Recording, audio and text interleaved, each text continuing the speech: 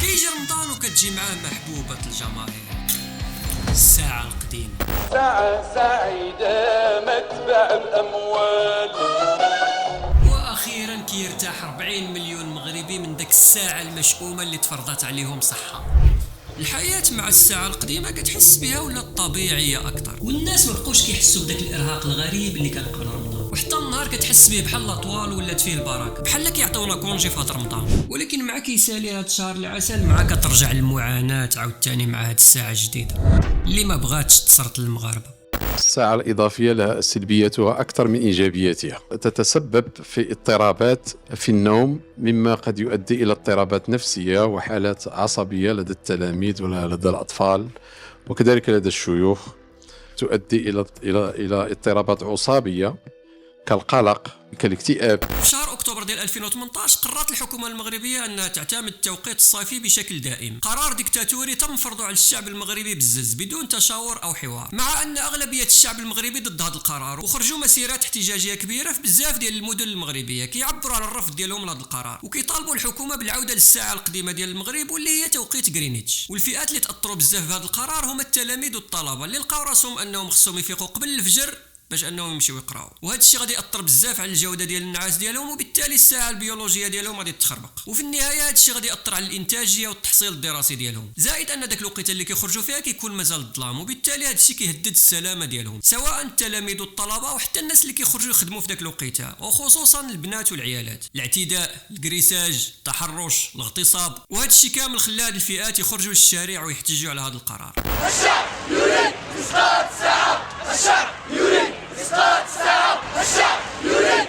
من طبيعة الحال أن الحكومة أو الدولة بصفة عامة ما غاديش تسمع للشعب وتحقق له المطالب ديالو، والشعار ديالها المعروف هو خليهم يغوتوا التايعية وغيسكتوا في التالي ويدخلوا لديورهم، وإلا ما سكتوش غنضطروا أننا نستعنوا بالزرواطة ويكمدوها ويدخلوا لديورهم.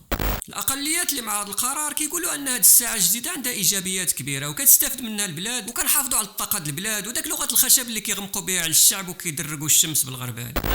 المهم هذه الساعة هي الساعة الصيفية عممناها الآن في طيلة السنة.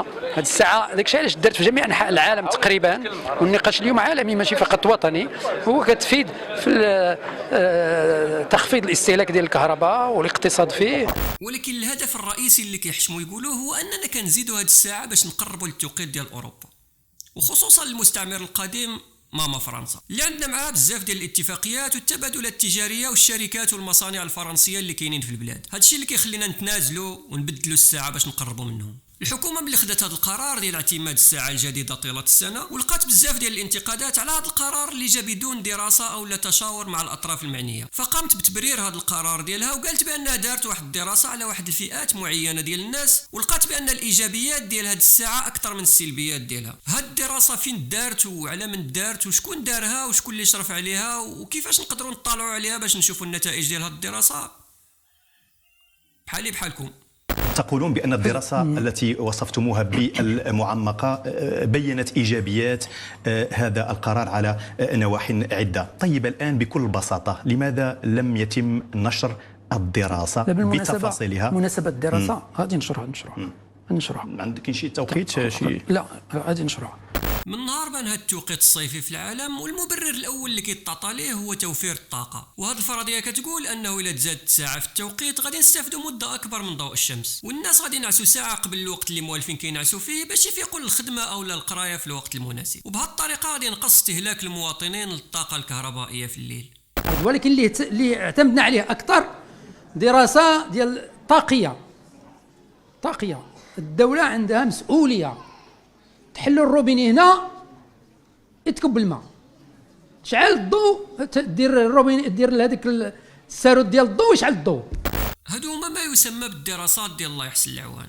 ولكن الا جينا نشوفوا الدراسات الحقيقيه في هذا المجال واللي خدات سنوات ديال البحث، فغادي نلقاو مثلا دراسه امريكيه دارها عالم الاقتصاد ماتيو كوتشن من جامعه انديانا سنه 2008، وشملات اكثر من 7 مليون ديال الاسر من ولايه انديانا. هاد الدراسه بينات بلي الطاقه اللي كتوفر في الاضاءه بسبب تغيير الساعه كتضيع بسبب الاستهلاك الزائد ديال اجهزه التبريد والتسخين، وبدل ما يكون انخفاض في استعمال الطاقه كان ارتفاع بنسبه 1%. لذلك فالتوقيت الصيفي ممكن يعطي نتائج عكسيه تماما. فحسب دراسه نجزة أجازات سنة 2017 تحت عنوان هل التوقيت الصيفي يوفر الكهرباء؟ بينت النتائج ديالها أن متوسط التوفير في الكهرباء خلال هذه الفترة ديال التوقيت الصيفي يلا كيوصل 0.34%، وهذا معدل ضئيل جدا. لكن المفاجأة اللي بينتها الدراسة أن الدول اللي عندها المناخ استوائي واللي من بينها المغرب ممكن تستهلك طاقة أكبر بسبب هذا التوقيت الصيفي، يعني حتى اقتصاديا نحن خاسرين مع هذه الساعة الجديدة.